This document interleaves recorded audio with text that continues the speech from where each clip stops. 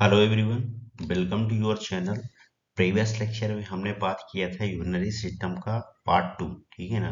आज जो आपके सामने प्रेजेंट हुआ हूँ लेकर के दैट इज द पार्ट 3। ठीक ना। और पार्ट 3 में हम बात करेंगे यूरिनरी सिस्टम के ही रिगार्डिंग में रीनल सर्कुलेशन में। ठीक है ना। रीनल सर्कुलेशन एक तरह किडनी के अंदर होने वाला सर्कुलेशन होता है, उसके बारे में पूरी जानकारी लेंगे। और कह सकते हैं कि रीनल सर्कुलेशन से भी काफ़ी क्वेश्चन जनरेट होते हैं कॉम्पिटिटिव से। तो आप ध्यान से क्लास देखिएगा और क्लास देखने के साथ साथ में आप ध्यान से अपनी नोट्स भी प्रिपेयर करिएगा। ठीक है ना। रीनल सर्कुलेशन में आने से पहले थोड़ी सी यहाँ पर पहले हम जानकारी ले लेते हैं कि एक्चुअल में यहाँ पर हो क्या क्या है। ठीक है। तो सबसे पहले हम यहाँ पर इंट्रोडक्शन बात करेंगे और इंट्रोडक्शन में बात करेंगे blood supply to the kidney. Kidney में जो ब्लड की सप्लाई हो रही है कैसे हो रही है इस चीज को समझिए। एक्चुअल में रीनल आर्टरीज जो होती है उसकी एराइजिस मतलब कि ओरिजिन जो हो रही है, तो एक एओर्टा होती है जो कहाँ से निकलती है, हार्ट से निकलती है। ठीक है ना। एओर्टा इसका जो पूरा नाम होता है आर्च ऑफ एओर्टा होता है। क्लियर। द रीनल आर्टरीज की जो ओरिजिन हो रही है तो कहाँ से हो रही है, योटा से हो रही है। और ये योटा जो होती है एब्डोमिनल योटा के पास आती है। ठीक है ना।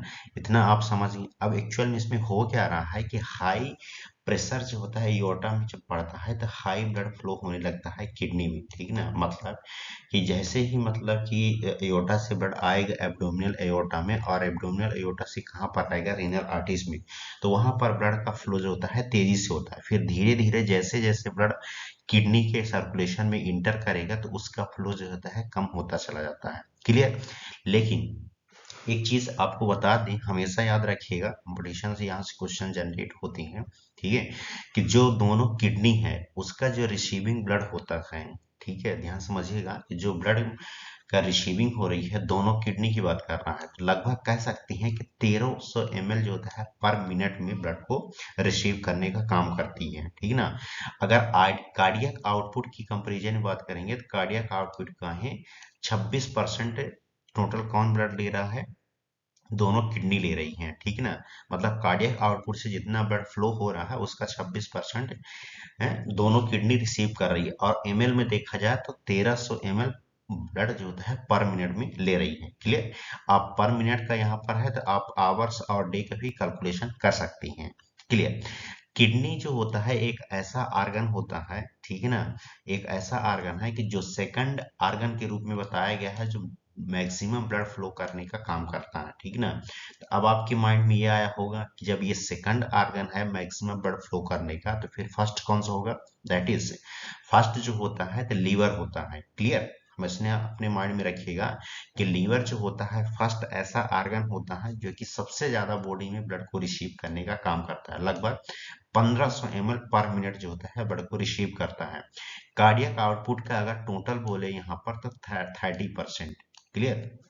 तो दो यहाँ से क्वेश्चन जनरेट हो सकते हैं, तो इसको याद रखिएगा कि फर्स्ट आर्गन जो होता है रिसीव करता है, ठीक ना, मैक्सिमम ब्लड की बात करेंगे 1500 ml पर मिनट में, टोटल कार्डियक आउटपुट का 30%। क्लियर। सेकंड आर्गन होता है किडनी जो कि मैक्सिमम ब्लड रिसीव करने का काम करता है और कार्डियक आउटपुट का है 26%। क्लियर। और एमएल में देखा जाए 1300 ml पर मिनट में।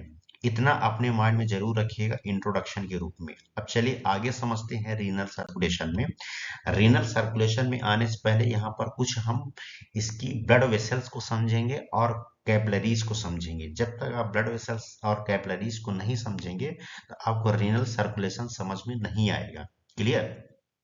तो यहाँ पर सिर्फ आप इसके नाम को समझिए, ठीक ना, नाम अपने माइंड में एक बार इसको पढ़िए, देन इसके बाद हम इसके डिटेल्स में आएंगे तो ऑटोमेटिक समझ में। प्रीवियस लेक्चर जब हमने किडनी के बारे में बताया था, फर्स्ट लेक्चर जो था किडनी का, तो उसमें हमने किडनी के एनाटॉमिकल फंक्शनल एनाटॉमी को एक्सप्लेन किया था। ठीक है। और फंक्शनल एनाटॉमी को एक्सप्लेन करके हर चीज उसके बारे में बताया था। तो एक्चुअल में अगर यहाँ पर किडनी का क्रॉस सेक्शन करेंगे, मतलब इसको कट करके आधा देखेंगे इसका टुकड़ा, तो यहाँ पर कुछ इस तरीके से रीनल वेसल्स आपको नजर आएंगे। ठीक है। तो यहाँ पर जो आपको रेड कलर का नजर आ रहा है, क्लियर समझिएगा, ठीक है, जो रेड कलर का नजर आ रहा है इसको बोलते हैं रीनल आर्टरीज। और रीनल आर्टरीज और रीनल वेन्स के पास ही एक पार्ट हमने एक्सप्लेन किया था जिसको बोलते हैं हाइलम। ठीक है। ये हमने प्रीवियस लेक्चर में बताया था आपको। द रीनल आर्टरीज से जो ब्लड आता है और आकर के आगे की ओर माइग्रेट होता है और माइग्रेट होकर के सेगमेंटेड में जाता है, ठीक ना, मतलब कि आगे इसकी जो होता है अंटेरियर और पोस्टेरियर दो तरीके से ब्रांच में ये डिवाइड हो जाता है, ठीक है ना, अपर और लोअर में। और ये सेगमेंटेड में जाता है। सेगमेंटेड में जैसे ही आगे की ओर जाता है तो आगे जैसे जाएगा तो इंटर लोबार आर्टरी नजर आएंगे, ठीक है ना। क्या नजर आती है इस तरीके से, इंटरलोबार आर्टरी। और ये इंटरलोबार आर्टरी जो होती है पिरामिड्स के बिटवीन जो होती है, मतलब कि ये जो पिरामिड्स आपको नजर आ रहा है इन दोनों के बीच में एक कॉलम होता है और ये कॉलम से होते हुए आगे की ओर माइग्रेट होता है, ठीक है। और ये कॉर्टेक्स तक पहुंच जाता है। आगे धीरे धीरे ये जो होता है आगे माइग्रेट होगा और माइग्रेट होकर के ये इंटरलोबार आर्टरी में जाएगा। इंटरलोबार आर्टरी के बाद जो होता है आगे की ओर माइग्रेट होकर के, ठीक ना, आर्क्युएट आर्टरी में जाएगा। आर्क्युएट आर्टरी के बाद जो होता है अफरेंट में जाएगा। अफरेंट में जैसे जाएगा तो वहां पर ग्लोमेरुलस प्रेजेंट होता है। ग्लोमेरुलस में ब्लड का फिल्टर होगा और फिल्टर होकर के इफरेंट आर्टियोल्स में जाएगा और इफरेंट आर्टियोल्स होते ही फिर से ये वेन्स में जाएगा और वेन्स से होते हुए रीनल वेन्स से होते हुए फिर से ये ट्रांसफर हो जाता है। इतना थोड़ी सी आप इसका ओवरव्यू समझिए कौन कौन सी है, ठीक है ना। सेम वे सिमिलरली यहाँ पर भी क्या होती है, बहुत सारी कैपिलरीज होती हैं, ठीक है ना। जैसे यहाँ पर बताया गया है कि ये इंटरलोबार आर्टरी से ब्लड आता है, कहाँ पर जाता है, ये बोमैन कैप्सूल को बोमैन कैप्सूल पे अफरेंट आर्टियोल्स होता है। सॉरी, यहाँ पर इसका ब्लड का क्या होता है, फिल्ट्रेशन होता है। जो अनवांटेड मटेरियल होगा ये फिल्टर होकर के आगे की ओर जाए माइग्रेट होगा पीसीटी डीसीटी में। और जो जरूरी ब्लड रहेगा तो वे इफरेंट आर्टियोल से होते हुए आगे की ओर माइग्रेट होगा। माइग्रेट होकर के ये वेसा रेक्टा में जाएगा। वेसा रेक्टा से बेन्यूल्स, बेन्यूल्स के बाद जो होता है बेन्स, मतलब कि वेनस सिस्टम में चला जाएगा। इतना अपने आप माइंड में भी इसको समझिए, ठीक है। अब यहाँ पर हम चलते हैं डायरेक्ट सर्कुलेशन में। क्लियर। अब यहाँ पर सर्कुलेशन में आने से पहले थोड़ी सी आपको फ्लो चार्ट के माध्यम से एक्सप्लेन कर देते हैं। जब तक आपको फ्लो चार्ट्स के माध्यम से एक्सप्लेन नहीं करेंगे तो हम डिटेल्स में जब आएंगे तो वो चीज आपको समझ में नहीं आएगी। क्लियर। सबसे पहले हम फ्लो चार्ट के माध्यम से समझते हैं एक्चुअल में होता क्या है कि जो ब्लड होता है, ध्यान से समझिएगा, पूरे बॉडी में जो ब्लड सर्कुलेशन हो रहा है, ठीक है ना, आज सर्कुलेट होकर के inferior vena cava posterior vena cava से कहाँ पर आता है, हार्ट में आता है। हार्ट क्या करता है, उसको लंग्स में ले जाएगा। लंग्स से जो होता है डीऑक्सीजनेटेड कन्वर्ट हो जाएगा ऑक्सीजनेटेड में, ऑक्सीजनेटेड से कन्वर्ट होकर के देन फिर से पल्मोनरी वेन के थ्रू हार्ट में आएगा। पल्मोनरी वेन के थ्रू जैसे ही हार्ट में आएगा तो एक जो होती है एयोर्टा निकलती है जिसको बोलते हैं महाधमनी, ठीक है ना, हिंदी में इसको महाधमनी बोला जाता है। तो इसका अगर देखा जाए तो इयोटा जो होती है इसका पूरा नाम होता है आर्च ऑफ द इयोटा। अब आर्च ऑफ द इयोटा से जैसे ही ब्लड जो होता है बाहर की ओर फ्लो होगा, ठीक है ना, तो यहाँ से जो होता है आर्च ऑफ इयोटा से बहुत सारी इसकी ब्रांचेस निकली रहती है, ठीक ना। बहुत सारी इयोटा की ब्रांचेस निकली रहती है। तो कुछ अपर पोर्शन में ब्लड चला जाए, कुछ लोअर पोर्शन में, कुछ राइट हैंड, कुछ लेफ्ट हैंड, इस तरीके से पूरे ब्लड में सर्कुलेशन होने लगता है, ठीक है, समझिएगा। तो यहाँ से जब आर्च ऑफ एओर्टा से ब्लड निकलेगा तो ये एओर्टा में आएगा और एओर्टा से ब्लड कहाँ पर आता है, एब्डोमिनल एओर्टा में आता है, मतलब कि लोअर साइड आएगा, ठीक है ना। एब्डोमिनल एओर्टा में जैसे ब्लड आएगा तो अब ये ब्लड क्या करेगा, आगे की ओर माइग्रेट होगा और माइग्रेट होकर के जब किडनी में पहुंचेगा तो किडनी के सबसे फर्स्ट पोर्शन में कहाँ पर पहुंचता है, रीनल आर्टरीज के पास पहुंचता है। ये जो रेड कलर आपको नजर आ रही है इसको बोलते हैं रीनल आर्टरी। रीनल आर्टरीज के पास जैसे ही जाएगा तो यहाँ से क्या होती है कि अपर और लोअर दो सेगमेंट में ये आर्टरी क्या हो जाती है, डिवाइड हो जाती है, मतलब कि दो ब्रांच में अलग होती है। उसको बोला जाता है यहाँ पर सेगमेंटल आर्टरीज, ठीक ना। क्या बोलते हैं, सेगमेंटल आर्टरीज। अब सेगमेंटल आर्टरीज होती है और भी फर्दर क्या होती है कि आगे की ओर ब्रांच में कन्वर्ट होगी, ठीक है ना, कंटिन्यू आगे की ओर ब्रांच में कन्वर्ट होगी और ये इंटरलोबार आर्टरी में कन्वर्ट हो जाएगी। इंटरलोबार आर्टरी में आगे की ओर जैसे ही कन्वर्ट होती है, ये जो आपको नजर आ रही है रेड कलर की, पहले हम आर्टरीज की बात कर रहे हैं। आर्टरीज जो होती है रेड कलर की होती है, ऑब्वियसली आपको पता ही है। क्लियर। तो ये लोअर आर्टरी में जैसे जाएगी तो लोअर आर्टरी जो होती है आर्क्यूएट आर्टरी में कन्वर्ट हो जाएगी, ठीक है ना। आर्क्यूएट आर्टरी में कन्वर्ट होने के बाद ये आगे की ओर माइग्रेट होगी और माइग्रेट हो करके इंटरलोब्यूलर आर्टरीज में कन्वर्ट होगी। ये जो आपको ब्रांचेस नजर आ रही है, ठीक ना, हम जो ग्रीन कलर से आपको हाईलाइट करके बता रही हैं, ये ब्रांचेस जो नजर आ रही है इंटरलोब्यूलर आर्टरीज होती है। और ये इंटरलोब्यूलर आर्टरीज होती है कहाँ पर होती है, रीनल कॉर्टेक्स के पास सिचुएटेड होती है, ठीक है। अब जैसे ही आगे की ओर माइग्रेट होगा और यहाँ पर पहुंचा इंटरलोब्यूलर आर्टिस्ट, यहाँ पर प्रेजेंट होता है नेफ्रॉन, ठीक है ना। नेफ्रॉन जो होता है कह सकते हैं कि एक वहां पर बोमैन कैप्सूल होता है नेफ्रॉन के पास, जो कि बोमैन कैप्सूल ग्लोमेरुलस को कंटेन करके रखता है, अपने अंदर कंटेन करता है। तो ब्लड क्या होता है इंटरलोब्यूलर आर्टरी से होते हुए कहाँ पर जाएगा, अफरेंट आर्टियोल्स में जाएगा। और अफरेंट आर्टियोल्स जो होता है तो कहाँ पर सिचुएटेड होता है, बोमैन कैप्सूल के पास जो होता है, ठीक है ना। और बोमैन कैप्सूल के अंदर क्या रहता है, ग्लोमेरुलस रहता है, जो कि कैपिलरीज का नेटवर्क होता है, ब्रांचेस नेटवर्क होता है, ठीक है ना। अब ये अफरेंट आर्टियोल से बट कहाँ पर जाता है, ग्लोमेरुलस में जाएगा। और ग्लोमेरुलस में क्या होगा कि उसका पूरा फिल्ट्रेशन होगा। फिल्ट्रेशन हो करके जो अनवांटेड चीजें होंगी, ठीक है ना, जो सेलेक्टिव चीजें होंगी, तो वहां से इफरेंट की ओर आगे की ओर माइग्रेट हो जाएंगी। और देन इसके बाद क्या होगा कि जो अनवांटेड चीज होंगी तो वो कैपिलरीज के थ्रू आगे की ओर माइग्रेट हो जाएगी पीसीटी में, डीसीटी में, ठीक है ना। अब इफरेंट आर्टियोल से ब्लड आगे की ओर माइग्रेट होगा तो यहाँ पर दो तरीके से ब्रांचेस निकली रहती हैं, किसकी, कैपिलरीज की, ठीक है ना।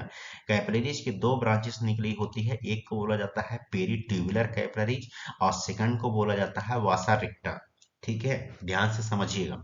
तो प्रीवियस लेक्चर में हमने जब कल पढ़ाया था नेफ्रॉन को लोकेशन के आधार पर दो तरीके से, एक हमने बताया था कॉर्टिकल नेफ्रॉन, सेकंड हमने बताया था जस्टा मेडुलरी नेफ्रॉन।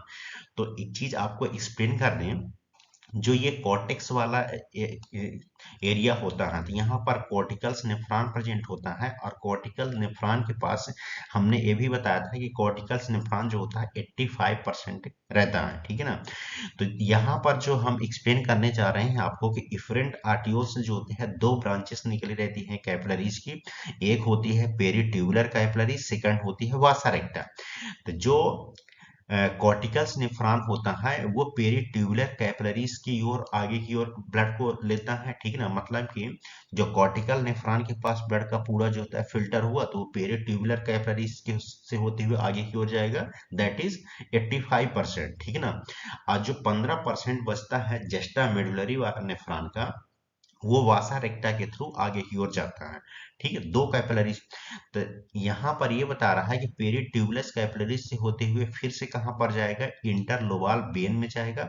और इंटरलोबार वेन के बाद फिर से वही आर्क्यूएट वेन्स में जाएगा, आर्क्यूएट वेन्स के बाद इंटरलोबार वेन में फिर से जाएगा। यहाँ पर लोब्यूलर था, यहाँ पर लोबार है, ठीक है ना।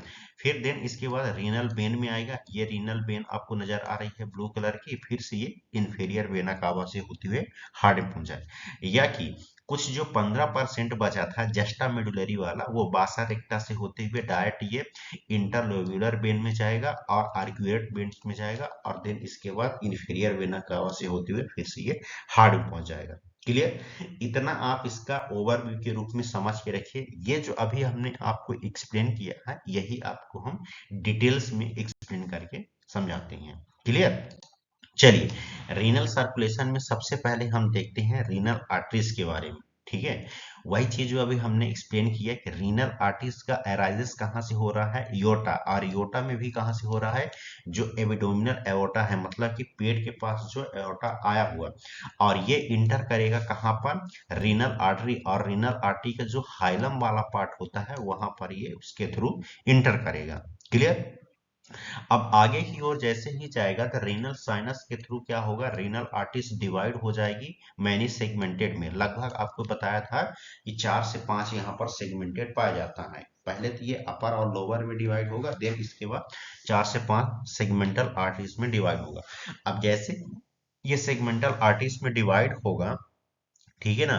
तो ये सेगमेंटल आर्टरीज क्या करेंगे, इसका फिर से क्या होगा, सब डिवीजन होगा, और ये सब डिवीजन होकर के इंटरलोबाल आर्टरीज में डिवाइड हो गए। देखिए यहाँ पर आर्टरीज है, मतलब कि एक सिंगल आर्टरीज की बात कर रहा है, और इंटरलोबाल आर्टरीज की हो रही है, यहाँ पर बहुत सारी आर्टरीज की बात कर रहा है। क्लियर।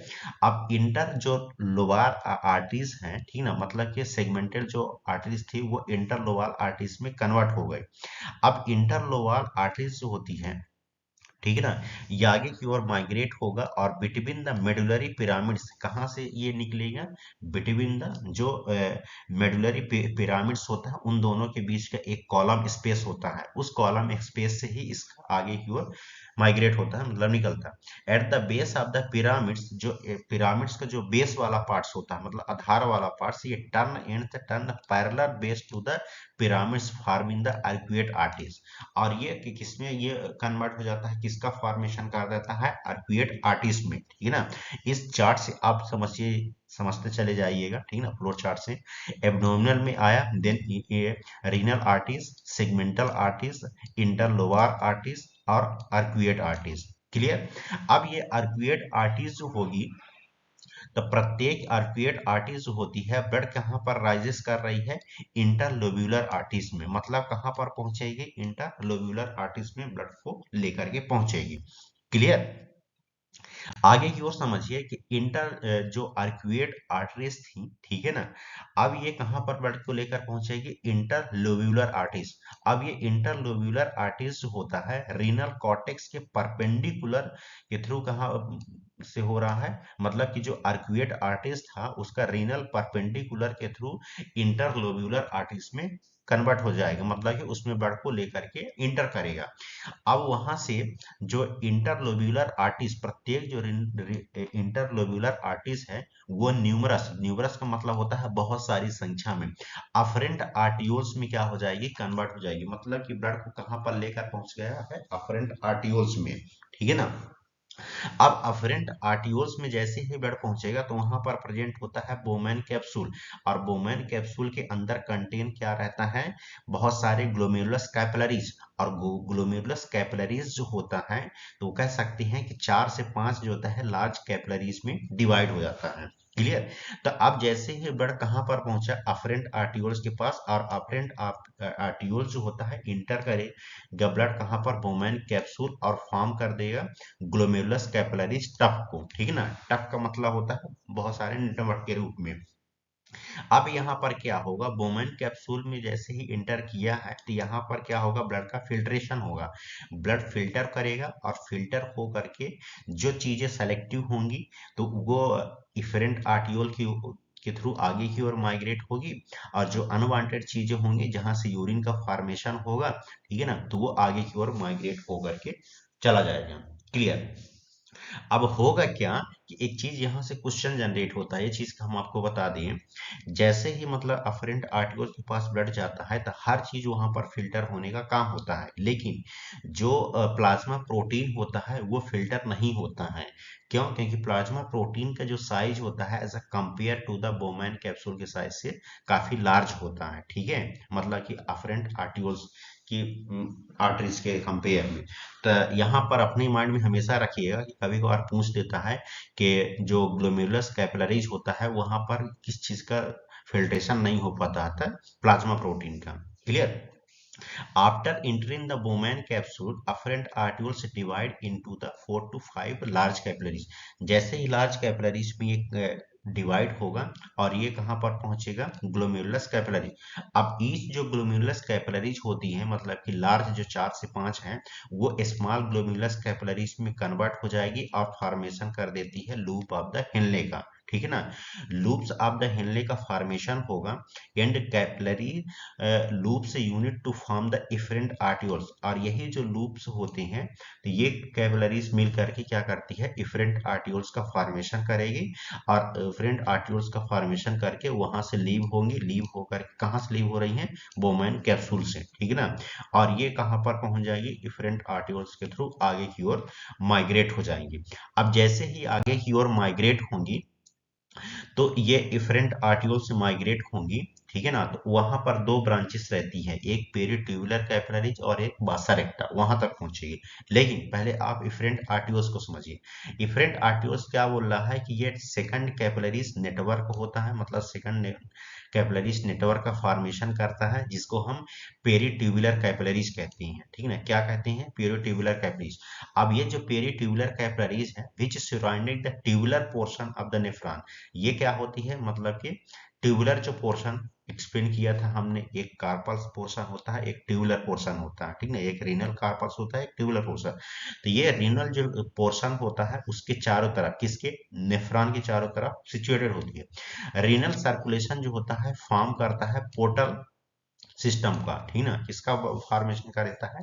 पोर्टल सिस्टम का। किसके प्रेजेंस में? In the presence of the two set of the capillaries, capillaries के दो सेट में ये कि प्रेजेंस के कारण पोर्टल सिस्टम का फॉर्मेशन करेगा। अब पोर्टल सिस्टम का जैसे फॉर्मेशन करेगा, मतलब दो सेट कैपिलरीज कौन कौन सी है? एक ग्लोम्युलस कैपिलरीज है और सेकंड यहाँ पर पेरिट्यूबुलर कैपिलरीज है। इन दोनों के प्रेजेंस में ही क्या हो रहा है? पोर्टल का सिस्टम का फॉर्मेशन हो रहा है। क्लियर? अब होगा क्या, जैसे ही ये दो कैपिलरीज का फॉर्मेशन हो गया, एक पेरिट्यूबुलर कैपिलरीज और एक वासा रेक्टा, वासा रेक्टा को ही ग्लोमेरुलस कैपिलरीज बताया जा रहा है। क्लियर? तो जो पेरिट्यूबुलर कैपिलरीज होती है वो फाउंड कहाँ हो रही है, पाइज कहाँ जा रही है? Around the tubular portion of the cortical nephron, वही जो अभी हमने एक्सप्लेन किया था। ठीक है ना, tubular portion of the cortical nephron, जहां पर क्या हो रहा था? 85% यहाँ पर लगभग कह सकते हैं कि 85% यहाँ पर फिल्ट्रेशन हो जाता है। ठीक ना। अब tubular portion of the juxta medullary nephron is supplied the some specialized capillaries called the vasa recta. ठीक है ना, मतलब कि जो ट्यूबुलर कैपिलरीज हो रही है वो कॉर्टिकल नेफ्रॉन के पास सिचुएटेड होगी। ठीक है ना, मतलब कि उस जो कॉर्टिकल नेफ्रॉन में ब्लड का फिल्टर हुआ है वो ट्यूबुलर कैपिलरीज के थ्रू आगे की ओर माइग्रेट होगा, और जो जस्टा मेडुलरी नेफ्रॉन वाला ब्लड का फिल्ट्रेशन हुआ है वो वासा रेक्टा के थ्रू आगे की ओर जाएगा। ठीक है ना। अब कैपिलरीज आर, जो यहाँ पर एक चीज और बता दें कि वासा रेक्टा क्या होता है। वासा रेक्टा आर द कैपिलरीज, ये भी कैपिलरीज है स्टेट ब्लड वेसल्स का, किसका? स्टेट ब्लड वेसल्स का, इसलिए इसको वासा रेक्टा नाम दिया गया है। ठीक है, क्लियर? इतना आप समझ गए। ये फ्लो चार्ट से भी समझ लीजिए कि ये एफेरेंट आर्टियोल से ब्लड आया और कहाँ पर आ रहा है? वासा रेक्टा और पेरिट्यूबुलर कैपिलरीज। अब यहाँ से होगा क्या? ठीक है, कि पेरिट्यूबुलर कैपिलरीज के बाद ये आगे की ओर माइग्रेट होगा और पेरिट्यूबुलर वेन्यूल्स में जाएगा, मतलब अब यहाँ से वेनस वाला ब्लड जाएगा। ये जो पूरा आपको रेड कलर का नजर आ रहा है, ठीक है ना, ये फ्लो चार्ट में समझिए, ये पूरा है आर्टरीज वाला ब्लड। ठीक है ना, और ये जो ब्लू कलर का आपको नजर आ रहा है ये होता है वेनस वाला। अब यहाँ से होगा क्या, जैसे ही ये यहाँ पर ब्लड का फिल्टर हो गया, ठीक है ना, ब्लड पूरी तरीके से फिल्टर हो गया, कहाँ पर? ये जो अफरेंट और इफरेंट आर्टियोल्स था बोवेन कैप्सूल पर, यहाँ पर ब्लड का फिल्टर हो गया। ठीक है ना, ये चीज होता है। अफरेंट आर्टियोल जो होता है एंटेरिक पोर्शन होता है और इफरेंट आर्टियोल जो होता है ये एग्जिस्ट पोर्शन होता है। इस चीज को भी अपने माइंड में रखिएगा। क्लियर?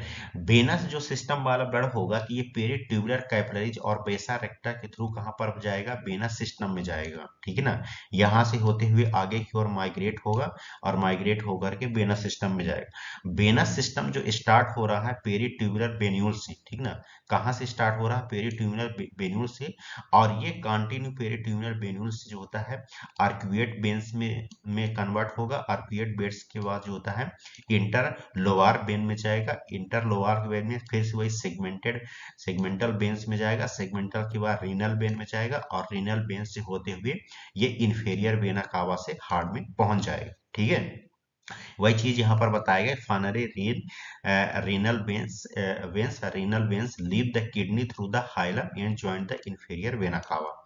क्लियर?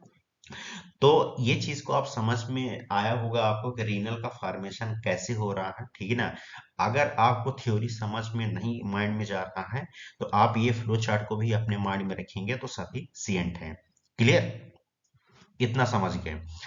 अब आगे की ओर समझ लेते हैं कि इसका पूरा ओवरव्यू, जितना अभी हमने आपको एक्सप्लेन किया, एक्सप्लेन करने के दौरान पूरा इसका ओवरव्यू एक बार किडनी के स्ट्रक्चर के साथ साथ में समझ लेते हैं। ठीक है, अब देखिए अभी हमने क्या बताया कि ये एब्डोमिनल एओर्टा से रीनल आर्टरीज में ब्लड आएगा और रीनल आर्टरी से भी ये सेगमेंटल आर्टरीज में कन्वर्ट होगा और सेगमेंटल आर्टरी से भी कन्वर्ट होकर के इंटरलोबाल आर्टरीज में जाएगा। ठीक ना, किसमें जाता है, ये जो इंटरलोबाल आर्टरीज है इसमें जाएगा। इंटरलोबाल आर्टरीज के बाद फिर ये आर्क्यूएट आर्टरीज में कन्वर्ट होगा और ये आर्क्यूएट आर्टरीज कहाँ पर होती है, रीनल कॉर्टेक्स के पास होती है। ठीक ना, रीनल कॉर्टेक्स के पास फिर ये इंटरलोब्यूलर आर्टरीज में कन्वर्ट होगा और इंटरलोब्यूलर आर्टरीज कन्वर्ट हो जाएगी अफरेंट आर्टियोल्स में। अफरेंट आर्टियोल्स में जैसे ही जाएगी तो यहाँ पर होगा क्या कि प्रेजेंट होगा नेफ्रॉन। ठीक है ना, कहाँ पर, कॉर्टेक्स के जो इनर वाला पार्ट होता है और आउटर वाला पार्ट होता है वहां पर प्रेजेंट रहेगा। देन इसके बाद ब्लड का फिल्टर होगा ग्लोमेरुलस कैपिलरीज के पास। ग्लोमेरुलस कैपिलरीज के पास जैसे ही फिल्टर होगा ये कन्वर्ट हो जाएगा, फिल्टर होगा कि ब्लड इफरेंट आर्टियोल्स में। अब इफरेंट आर्टियोल्स से भी क्या होगा, दो तरीके से ब्रांच निकली होती, एक पेरिट्यूबुलर कैपिलरीज और एक वासा रेक्टा। ठीक है ना, पेरिट्यूबुलर कैपिलरीज जो होती है तो वो कॉर्टिकल्स नेफ्रॉन वाले ब्लड को फिल्टर करके आगे की ओर ले जाती है। ठीक ना, और वासा रेक्टा जो होती है वो जस्टा मेडुलरी वाला जो ब्लड को फिल्टर करके आगे की ओर ले जाती है। ठीक ना, अब यहाँ पर समझिएगा, जैसे जैसे ये आगे की ओर आया है, ठीक है ना, वैसे ये उल्टा जो होता है इसके फिर से चला जाता है, बट यहाँ पर आर्टरीज लगा था और जैसे ये ब्लड फिर से इंटर करेगा हार्ट में तो वहां पर बेंस लग जाएगा, मतलब कि ब्लड ये कैपिलरीज में फिल्टर होकर के डीऑक्सीजनेटेड में कन्वर्ट होगा। तो इंटर लोबुलर बेंस में वही जाएगा। इंटरलोबुलर बेंस के बाद फिर क्या होगा कि ये आर्क्यूअर बेंस में फिर से कन्वर्ट होगा। आर्क्यूअर बेंस में कन्वर्ट होने के बाद फिर ये इंटरलोबार बेंस में जाएगा। ठीक ना, इंटरलोबार बेंस के बाद फिर सेगमेंटल बेंस में जाएगा और सेगमेंटल बेंस के बाद रीनल बेंस में जाएगा और रीनल बेंस से ज्वाइंट रहेगा यहाँ पर इन्फेरियर वेना कावा। तो इन्फेरियर वेना कावा से फिर ये फिर से कहाँ पर पहुंच जाएगा, आपके हार्ट में। ठीक है ना, तो it was all about the renal circulation. आपको समझ में आया होगा रीनल सर्कुलेशन कैसे हो रहा है। ठीक है ना, कंपटीशन में क्वेश्चन काफी जनरेट होते हैं तो इसको अपने माइंड में रखिएगा। ठीक है ना, नोट्स तैयार करिए। ओके, तो it was all about the renal circulation. Clear, तो thank you so much watching this video and like and subscribe. Okay, thank you so much.